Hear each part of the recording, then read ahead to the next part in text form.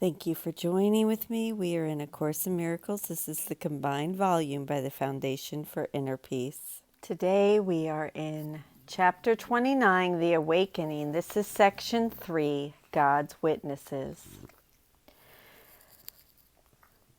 Condemn your Savior, not because he thinks he is a body, for beyond his dreams is his reality.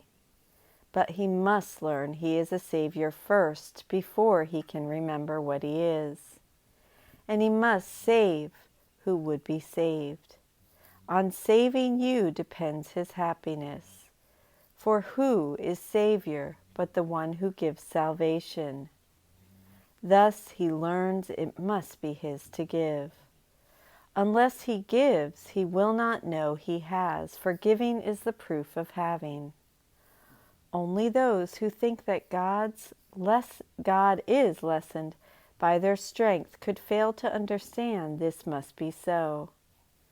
For who could give unless he has, and who could lose by giving what must be increased thereby?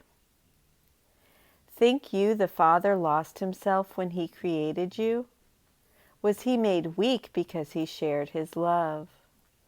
Was he made incomplete by your perfection?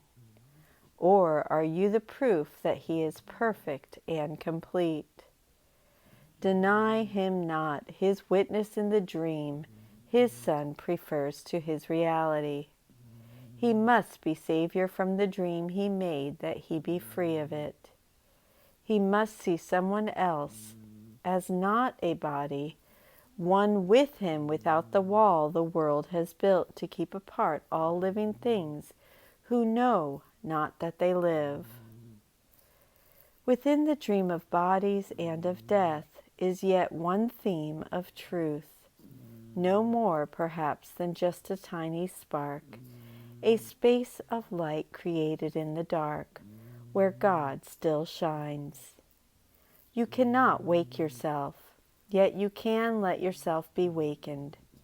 You can overlook your brother's dreams. So perfectly can you forgive him his illusions, he becomes your Savior from your dreams. And as you see him shining in the space of light where God abides within the darkness, you will see that God himself is where his body is. Before this light the body disappears, as heavy shadows must give way to light. The darkness cannot choose that it remain. The coming of the light means it is gone. In glory will you see your brother then and understand what really fills the gap so long perceived as keeping you apart. There in its place God's witness has set forth the gentle way of kindness to God's Son.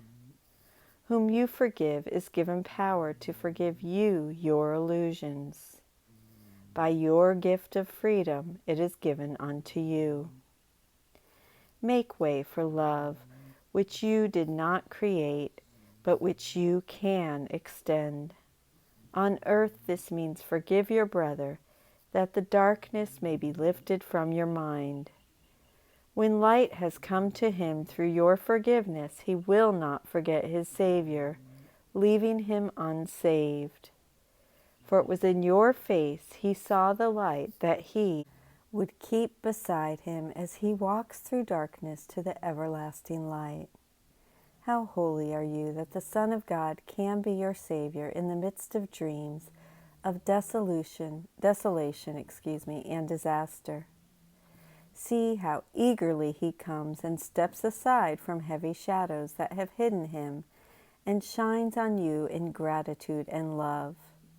He is himself, but not himself alone.